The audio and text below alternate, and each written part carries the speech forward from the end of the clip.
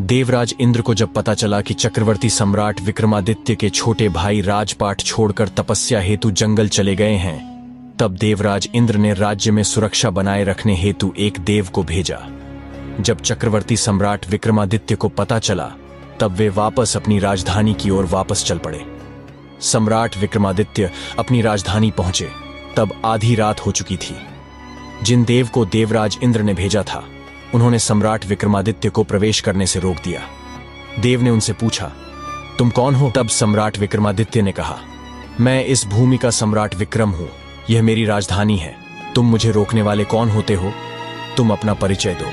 यह सुनकर देव बोले, मुझे देवराज इंद्र ने इस नगर की सुरक्षा के लिए भेजा है।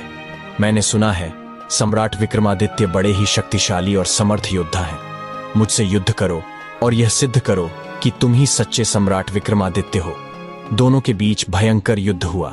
युद्ध में परास्त होने के बाद देव ने सम्राट विक्रमादित्य से कहा, अब मुझे विश्वास हो गया है, आप ही सम्राट विक्रमादित्य हैं। देव ने कहा, हे राजन, जब आपका जन्म हो रहा था, तब उस समय एक ही नगर एवं नक्षत्र में 3 मनुष्यों का जन्म हुआ था, जिनमें से आपने राजा के घर में जन्म लिया, दूसरे ने तेली और तीसरे ने एक कुम्हार के घर में जन्म लिया। कुम्हार ने साधना से स्वयं को सिद्ध कर लिया है और उसने तेली को मारकर पिशाच बना रखा है। कुम्हार ने तेली के शव को श्मशान में सिरस के पेड़ से लटका रखा है।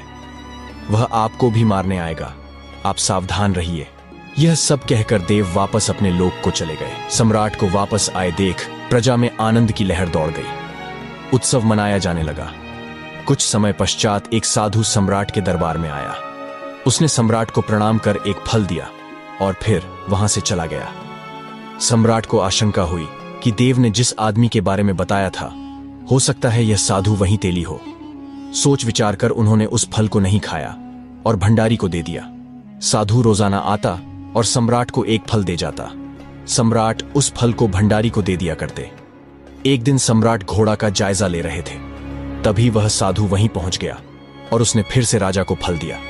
सम्राट के हाथ से वह फल छूटकर नीचे गिर गया और फल में से एक लाल रंग का हीरा निकला, जिसकी चमक से सबकी आंखें फटी की फटी रह गईं। साधु के जाने के बाद राजा ने भंडारी को बुलवाकर सभी फल मंगवाए और सबको खोलकर देखने पर सबसे एक एक लाल हीरा निकला। तब सम्राट ने जौहरी को बुलवाकर हीरों के परीक्षण करवाए। इससे पता चला कि एक एक लाल हीरे छोटे मोटे राज्य के बराबर मूल्य के हैं। आश्चर्यचकित सम्राट ने साधु को बुलाने का आदेश दिया। एकांत में सम्राट ने साधु से पूछा कि आप इतने अमूल्य हीरे कहां से लाते हैं? तब योगी ने उत्तर देते हुए कहा, महाराज, यह रत्न मैं अपनी सिद्धियों से प्राप्त करता हूं। साधु ने कहा, गोदावरी नदी के किनारे शमशान में मैं एक साधना सिद्ध कर रहा हूं। उसके सिद्ध हो जाने पर मेरे मनोरथ पूरे हो जाएंगे। इसके लिए आपकी मदद चाहिए। यदि मैं आपको पहले ही यह बता देता तो शायद आप मेरी बात बिना पूरा सुने ही मुझे भगा देते। इसलिए मैंने यह तरीका अपनाया। साधना की अंतिम रात्रि पर मेरे सिद्ध स्थान पर अकेले आकर मेरी सहायता कीजिए। राजन, इससे अधिक मैं अभी आपको बताने में असमर्थ हूं। सम्राट सब समझ रहे थे।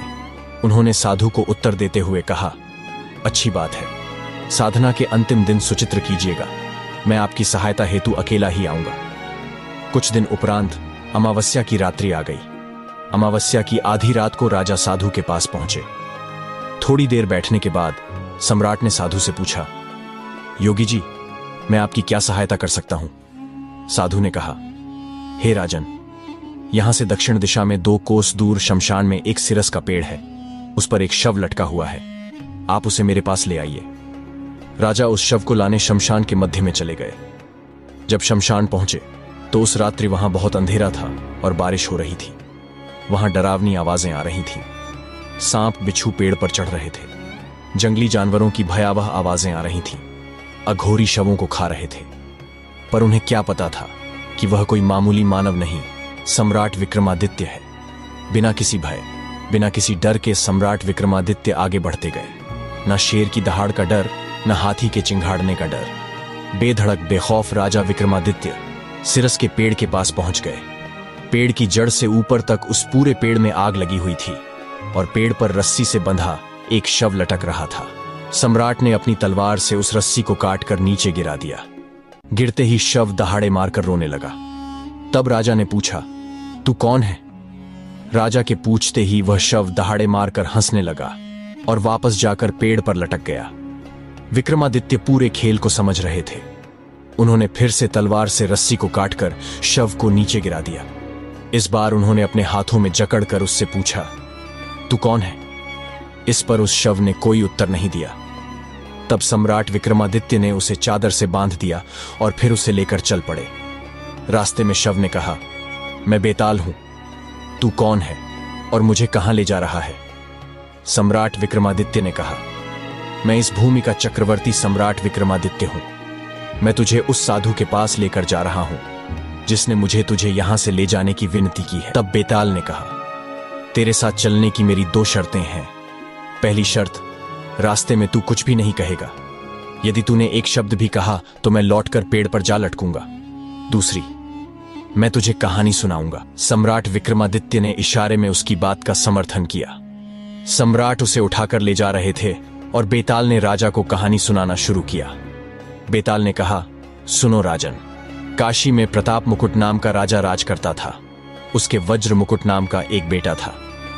एक दिन राजकुमार दीवान के लड़के को साथ लेकर शिकार खेलने जंगल गया। घूमते घूमते उन्हें तालाब दिखा। दोनों मित्र वहां रुक गए और तालाब के पानी में हाथ मुंह धोकर ऊपर महादेव के मंदिर दर्शन के लिए गए। घोड़े को उन्होंने मंदिर के बाहर बांध दिया।